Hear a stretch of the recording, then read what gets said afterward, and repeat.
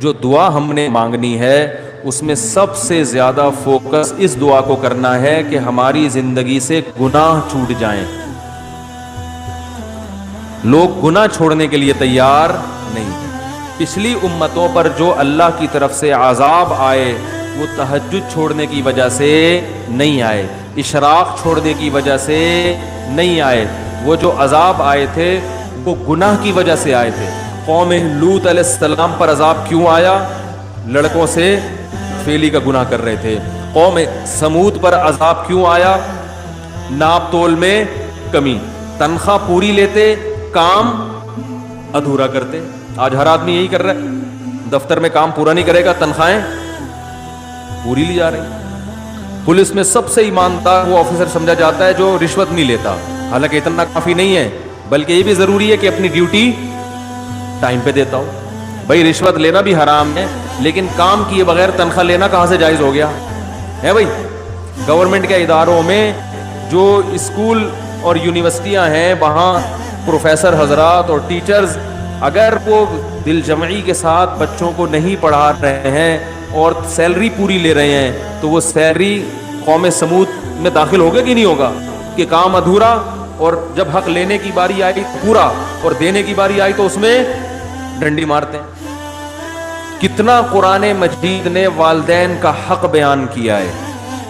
لا تقل لہما if, if بھی نہیں کرنا ہے. بہت زیادہ قضا کا لفظ استعمال کیا. تیرے رب نے فیصلہ کر دیا کہ ماں باپ سے اچھا سلوک کرنا ہے, فیصلے کا لفظ استعمال کیا. کہتے ہیں نا عدالت نے فیصلہ سنا دیا, اس کی ویلیو ہوتی ہے. ایک جگہ فرمایا ووصینا, وصیت کر دی ہے. وصیت کہتے ہیں مرتے ہوئے جو انسان جو بات کہہ کے جا رہا ہوتا ہے. اللہ پر تو موت نہیں آتی, لیکن اللہ کہہ رہے ہیں اتنی تاکید سے یہ بات کہہ رہا ہوں جیسے کوئی دنیا سے جانے والا تاکید سے کہتا ہے نا, تو وہ معمولی حکم نہیں ہوتا, بہت سخت آرڈر ہوتا ہے. تو والدین کے بارے میں بھی اللہ نے کہا معمولی حکم نہ سمجھنا, بہت شدید آرڈر دے رہا ہوں کہ والدین کے ساتھ اچھا سلوک کرنا ہے, خدمت کرنی ہے. ایسے لوگ ہیں 10 سال سے والد صاحب قومے میں گئے ہوئے ہیں, خدمت کر رہے ہیں ان کی وہ. اور ایسے لوگ بھی میں نے واقعہ سنایا تھا نا پچھلے ہفتے کا, اپنے باپ کو لے کے جا رہے ہیں ہاسپٹل, باپ بول رہا ہے زیادہ تو ابا کو کہہ رہا ہے ابا چپ کر جاؤ ورنہ عیدی سینٹر میں جمع کرا دوں گا, چپ کر جاؤ ورنہ اولڈ ہوم میں جمع کرا دوں گا. زیادہ نہیں, یہ بہت گھٹیا جملہ ہے, بہت غلیظ جملہ ہے یہ. آپ نہیں کہہ سکتے باپ کو یہ جملہ, وہ جو مرضی بولے آپ نے بہرحال اس کی خدمت کرنی ہے, ماں کی بھی اور باپ کی بھی بہت بڑا حق ہے. تو لیلۃ القدر میں ان گناہوں سے توبہ کرنی ہے. اگر توبہ کی توفیق نہیں مل رہی تو اللہ سے توبہ کی توفیق مانگنی ہے. اللہ میرے باپ کے ساتھ میرا سلوک اچھا نہیں ہے, تو مجھے باپ کے ساتھ نرم لہجے میں بات کرنے کی توفیق عطا فرما. مائیں بیٹیاں ماؤں کے ساتھ اچھا سلوک نہیں کرتی, گریبان پکڑتی ہیں ماؤں کا, تانے دیتی ہیں. کہیں شادی ہو گئی نا بچے کی غلط سسرال, ماں کو تانے دیں گی آپ نے کرایا یہ. وہ بھائی ماں کب بیٹی کے لیے برا سوچتی ہے؟ مقدر میں تھا, ہو گیا, آپ نے کیا یہ آپ کی وجہ سے ہوا ہے. بہت غلیظ جملہ ہے, تانے دیے جا رہے ہیں, برا بلا کہا جا رہا ہے. تو اللہ سے ان بیٹیوں نے ہاتھ اٹھا کے توبہ کرنی ہے. اے اللہ ماں کے ساتھ بدسلوکی اس جرم سے میں توبہ کرتی ہوں, اے اللہ تو مجھے اس توبہ پر قائم رہنے کی توفیق عطا فرما دے.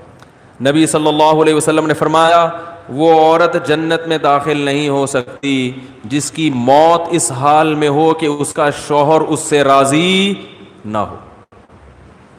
کتنی خواتین ہیں شوہر بیسک حقوق ادا کر رہا ہے مگر اس سے تمیز سے بات بولو بھائی نہیں کرتی. سب سے بڑا حق تو والدین سے اطاعت میں تو اللہ نے عورت کے لیے شوہر کا حق والدین سے بھی زیادہ کر دیا. ہم کوئی انگریز تھوڑی ہیں کہ ہر آدمی اپنے اپنے طریقے کی زندگی گزار رہا ہے. وہاں میاں بیوی کا تعلق ایک قانونی ہوتا ہے, وہ تمیز سے بات کرو تو ہم بھی کریں گے, نہیں تو تم بھی نکلو یہاں سے ہم بھی نکلے. کوئی ریلیشن تھوڑی ہے. سوشل ڈسٹینس کے پیپر لیے ہوئے ہیں میاں بیوی نے عدالت سے, میاں ادھر سوئے گا بیگم ادھر. کوئی پوچھے بھائی وہ ادھر کیوں سو رہا ہے تم ادھر کیوں سو رہے, بھائی ہمارے پاس ڈاکومنٹس ہیں, گورنمنٹ نے ہمیں اجازت دی ہے کہ ہمارے آپس میں اختلافات, تم وہاں سو گے تم وہاں, تو بھائی وہ تھوڑا باہر نکل کے گلی میں سو جا پھر تو. یہ کوئی ریلیشن ہے؟ عجیب پاگلوں والی زندگی ہے. تو کتوں کو گلے لگا رہے ہیں, انسان انسان سے دور. تو قربانی دینی پڑتی ہے رشتے نبھانے کے لیے. تو شوہر کا بہت بڑا حق ہے کس پر؟ بیوی پر. عورت کو وفا کرنی ہے اپنے شوہر کے ساتھ. وہ اگر گھر میں نہیں ہے, سفر پہ گیا ہے, تو خیانت نہیں کرنی ہے. ایسے شخص سے بات نہیں کرنی ہے جس سے آپ کا شوہر بات کرنے سے خوش نہیں ہوتا. اجازت نہیں ہے آپ کو. جہاں میاں باہر نکلا فوراً فون ملا لیا, گپیں ہو رہی ہیں, میسج بازیاں چل رہی ہیں. اور مرد کو حکم ہے کہ وہ عورت کمزور اللہ نے پیدا کی تو اس کی کمزوری سے ناجائز فائدہ بولو بھائی نہ اٹھائے. آپ صلی اللہ علیہ وسلم نے حجۃ الوداع کے موقع پر جو خطبہ دیا نا, وہ آخری خطبہ, اس میں صحابہ کہتے ہیں ہم سمجھ رہے تھے کہ اب نبی دنیا سے جا رہے ہیں, تو آپ نے خطبہ دیا کہ اللہ نے ان عورتوں کو تمہارے ماتحت رکھا ہے, اس لیے نہیں کہ تم ظلم کرنا شروع کر دو, ان پر تمہاری اتنی اطاعت واجب ہے کہ تمہاری مرضی کے بغیر گھر سے نہ نکلیں, تمہاری مرضی کے بغیر کسی کو گھر میں داخل نہ ہونے دیں, اور تمہارے مال میں خیانت نہ کریں. فرمائے اس کے بعد تمہارے حقوق ہیں ان کے اوپر, تم پر حقوق ہیں ان کے. وہ کیا ہے کہ جو خود کھاؤ وہ ان کو کھلاؤ, جیسا خود پہنو ویسا ان کو پہناؤ. بعض عورتوں کی شکایت آتی ہے میاں گھر میں آتا ہے جیسے چنگیز خان یا ہلاکو خان گھر میں داخل ہوا ہے, تمیز سے نہ سلام نہ بات چیت, ہر وقت ناک پہ.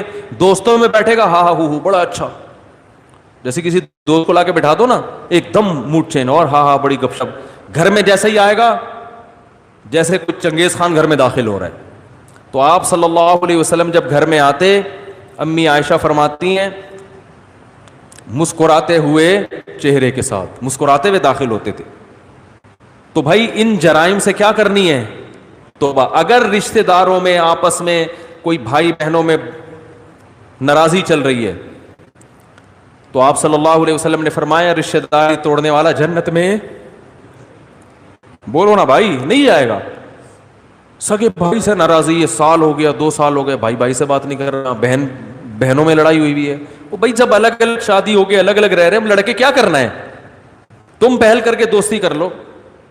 یا تو ایک ساتھ رہ رہے ہوتے ہیں نا, ہر وقت چپکے ہوئے پھڈے ہو رہے, تو ہم پھر خود ہی کہتے ہیں کہ سائٹ سوشل ڈسٹینس کا جو ہے نا سرٹیفکیٹ بنوا لو, پھر ہم خود مشورہ دیتے ہیں. جب الگ الگ ہے, وہ بہن اپنے میاں کے ساتھ رہ رہی ہے, وہ بھائی اپنی بیگم کے ساتھ الگ رہ رہا ہے, پھر کیوں لڑ رہے ہو؟ اگر لڑائی ہو گئی ہے سوری کرنے میں پہل کر لو. بھائی اس کی غلطی نہیں بھی آپ کی ہے تو آپ معافی مانگ لو گے تو ثواب ہی ملے گا نا. لوگ کہتے میں نیچے میں چھوٹا ہو جاؤں گا, تو نبی نے فرمایا من تواضع للہ رفعہ اللہ, جو اللہ کے لیے جھکتا ہے اللہ اسے اٹھا لیتے ہیں, بلند کر دیتے ہیں. تو رشتہ داری جوڑنے کے لیے اپنے خونی رشتوں کو ہدیہ دینا سیکھو. خونی رشتے, پیسے, سمجھ رہے ہو, دعوتوں سے دوستی نہیں ہوتی. لوگ کیا کرتے ہیں, آج بہن کو عید پہ ہم نے دعوت بلا لی, بہت اچھی بات ہے, بلائیں بہنوں کو, اصل چیز ہے کیش. یہ دینا چھوڑ دیا کیونکہ اس سے جان نکلتی ہے. پیسے نہیں دیے جاتے آج. منتیں مانیں گے روزے کی, منتیں مانیں گے نمازوں کی, صدقے کی منتیں مارکیٹ سے شارٹ. ٹھیک ہے نا, اے اللہ میرا یہ کام ہو جائے تو اتنے روزے رکھوں گا, خواتین بھی مانو اتنے روزے رکھوں گا. پہلے صحابہ جو منتیں مانتے تھے نا وہ یہ کہ میرا یہ کام ہو گیا تو اتنے پیسے صدقہ کروں گا. پیسے مارکیٹ سے کیا ہو رہے ہیں کہ اللہ تو میرا سارے بھی کام بنا دے, پیسے جیب کے کام ہی یہی ہے کہ پیسے بچ جائیں, یہی تو کام ہے. تو وہی کام میں کیسے قربان کر دوں. تو رشتہ داروں کو پیسے دیا کرو, پیسے روکڑا, سمجھ رہے ہو. بھائی کو لفافے میں ڈال کے ڈالر دو, یہ ہدیہ ہے آپ کو. اگر وہ اپنی توہین محسوس کرتا ہے, چھوٹا بھائی مجھے کیوں ہدیہ دے رہا ہے, سائٹوں سے بھجوا دو. کسی دوست کو بولو یہ تم دے دینا, میرا نام نہیں آنا چاہیے. نہیں آ رہی میرا خیال ہے بات سمجھ. بہنوں کو ہدیہ دے دیا کرو. زکوٰۃ دے رہے ہوتے ہیں بہنوں کو, ٹھیک ہے زکوٰۃ بھی دینا جائز ہے, ثواب ملے گا, لیکن زکوٰۃ دینے کا مقصد ہوتا ہے کہ اب اپنی ذمہ داری ہماری کیا ہو گئی پوری. بھائی زکوٰۃ تو غریبوں کا حق ہے, بہن غریب ہے تو ایک تو اس لحاظ سے, لیکن بہن کا حق تو اس لحاظ سے بھی ہے کہ وہ بہن ہے, اس کو تو زکوٰۃ کے علاوہ بھی دو نا بھائی. تو خونی رشتوں کا جو حساب کتاب ہے وہ کیا ہو رہا ہے, ختم.